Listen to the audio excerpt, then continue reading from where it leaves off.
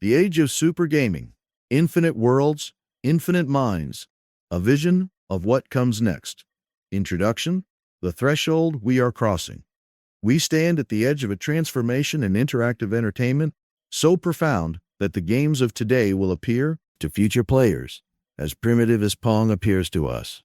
The convergence of exponential computing power, generative artificial intelligence, procedural design systems, and immersive hardware is pushing gaming past a threshold into what technologists, designers, and futurists are beginning to call super gaming, a paradigm where digital worlds are not merely large, but functionally infinite, not merely scripted, but genuinely alive. This essay examines four pillars of this coming revolution: the explosion of world scale, the emergence of truly intelligent non-player characters, the radical expansion of quests and narrative pathways, and the deepening of exploration as a meaningful act. Together, these pillars do not simply improve games, they redefine what a game is. The map that never ends. World scale in the super gaming era. For decades, game worlds have been constrained by storage, processing, and the sheer human labor required to handcraft terrain, cities, and ecosystems. Even the most ambitious open worlds, sweeping continents, sprawling megacities, are ultimately finite stages with invisible walls. The next generation shatters this ceiling entirely. Procedural generation, already visible in rudimentary form in games like No Man's Sky, is rapidly maturing from a novelty into a precision tool. Future systems will not merely randomize landscapes, they will simulate them. Tectonic forces will shape mountain ranges. Rainfall patterns will determine where forests grow dense and where steppes stretch bare. Civilizations will rise in river valleys because that is where civilizations do rise, following emergent historical logic rather than a level designer's whim. More radically, the integration of real-time AI world synthesis means that terrain, architecture, and ecology will generate ahead of the player at speeds that render the concept of a loading screen obsolete. A player could walk, sail, or fly in a single direction indefinitely, and the world would unfurl, coherent, detailed, geologically plausible, forever. The implications are staggering. A single game world could encompass the surface area of a planet, multiple continents, each with distinct biomes, climates, cultures, and histories, oceans with functioning weather systems, subterranean cave networks that descend for kilometers, space above atmospheres that transition seamlessly into orbital mechanics and interplanetary travel. Scale alone, however, is meaningless without consequence. The true breakthrough is that these vast worlds will carry memory. Player actions, a city burned, a road built, a forest cleared, will persist, ripple outward, and alter the world permanently. The map will not merely be large, it will be alive to what you have done. The end of the puppet, NPC intelligence beyond scripts. The non-player character is gaming's oldest fiction. We have always known, beneath the suspension of disbelief, that the tavern keeper repeating the same 3 lines of dialogue is not a person, merely a prop wearing a person's face. We accepted this because we had no alternative. That era is ending. The application of large language models and autonomous AI agents to NPC behavior represents the single most dramatic shift in game design since the introduction of 3-dimensional space. Future NPCs will not be scripted, they will be simulated. Each character in a super gaming world will possess a persistent identity, a history, a set of beliefs, desires, fears, and relationships. They will converse in genuine natural language, responding not to keyword triggers, but to the actual semantic content of what a player says. A blacksmith asked about the recent war will answer based on what he knows about it, filtered through his social class, his political sympathies, his personal losses. Ask him the same question a year of game time later, and his answer may have changed, because he has lived through the intervening events. Beyond conversation, AI-driven NPCs will pursue autonomous goals. A merchant will actually travel trade routes, making decisions about risk and profit. A rival adventurer will genuinely compete, seeking the same artifacts, hiring guides, making enemies of the same factions. A corrupt official will scheme, forge alliances, cover tracks, and react intelligently when the player begins to unravel his network. The result is a world populated not with furniture, but with agents, entities, whose behavior emerges from their nature and circumstances rather than from a designer's predetermined flowchart. The moral complexity this enables is extraordinary. Enemies will have comprehensible motivations. Allies will be capable of betrayal. Characters the player has never met will have opinions about them, formed through the organic spread of reputation and rumor. Perhaps most significantly, NPCs in this paradigm will remember and grow. A character insulted will carry that slight. A character helped in crisis will carry that debt. Relationships will evolve over hundreds of hours of play, shaped by accumulated small moments rather than scripted relationship meters. The companions of future games will feel, for the first time, genuinely known. 3. The Infinite Quest, Narrative at Planetary Scale. The quest log of today is a finite list. Complete it, and the world is, in a meaningful sense, exhausted. The super gaming era renders this model obsolete.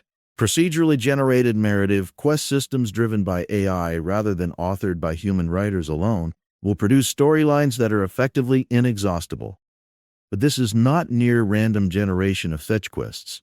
The coming systems will understand dramatic structure, rising tension, character stakes, ironic reversals, thematic resonance. A quest will not be collect 10 wolf pelts. It will be a story, with a beginning that hooks, complications that escalate, and an ending that carries weight, generated fresh for every player, every playthrough. More powerfully, quests in the super gaming world will emerge organically from the state of the world itself. Because NPCs have goals and histories, and because the world carries memory, narrative conflict will arise without authorship. A merchant ruined by a player's earlier action will seek revenge through means available to him, hiring agents, spreading slander, petitioning authorities. This creates a quest not because a designer scripted it, but because consequence has logic. Political systems will generate their own storylines. A kingdom weakened by the player's intervention in a border dispute becomes vulnerable to a neighboring power. Factions shift, wars begin, refugees appear on roads. The player, walking through the aftermath of choices made 30 hours earlier, finds themselves entangled in a narrative they helped author without knowing it. The scale of questing will extend into social and civilizational dimensions unavailable in today's games. Players will be able to reshape economies, influence the outcome of elections, trigger technological revolutions, found religions, or provoke cultural renaissances, not through scripted big choice moments, but through the accumulation of countless smaller actions reverberating through a simulated society. The question, what do I do next? The anxiety of the open world dissolves in this paradigm. The world will always be generating new reasons to engage, new injustices to address, new mysteries to pursue, new powers to challenge or ally with. The quest log becomes not a list to complete, but a living record of an ongoing story that is genuinely, irreducibly yours. IV. Exploration is discovery. The return of the unknown. One of the quiet casualties of modern gaming has been the death of genuine discovery. In an age of wikis and walkthroughs, the unknown is always 2 clicks away. But even setting aside external resources, today's game worlds are comprehensively mapped, their secrets finite, cataloged, achievable through sufficiently systematic play. Super gaming restores exploration to its original dignity, the encounter with the genuinely unknown. When worlds are truly vast and procedurally realized, no external resource can exhaust them. A dungeon complex generated at the moment of entry, its architecture shaped by the geological and historical logic of the region, cannot be looked up. A civilization encountered on a distant continent, its language, religion, political structure, and mythology emergent from simulated centuries of development, cannot be wikied. The player must learn it, the way one learns a real culture, through observation, conversation, mistake, and gradual comprehension. Exploration in this paradigm recovers epistemic weight. Discovering that a mountain range is passable through a particular valley, that a desert civilization trades in a specific commodity, that a forest holds a species with particular properties. These are not mere collectibles or map reveals. They are knowledge with genuine utility in a world complex enough to reward understanding. The physical act of traversal will itself be transformed. Future worlds will contain terrain that is genuinely hostile and mysterious. Deep ocean trenches with their own ecosystems. Cave systems that descend into geothermal regions with alien atmospheric chemistry. High-altitude zones where weather systems are lethal. Ruins whose architectural logic reveals ancient civilizations the player must interpret rather than simply woot. Without omniscient minimaps, players will learn to read landscapes, to find water by following terrain, to estimate distances by atmospheric haze, to navigate by stars in worlds with astronomically accurate skies.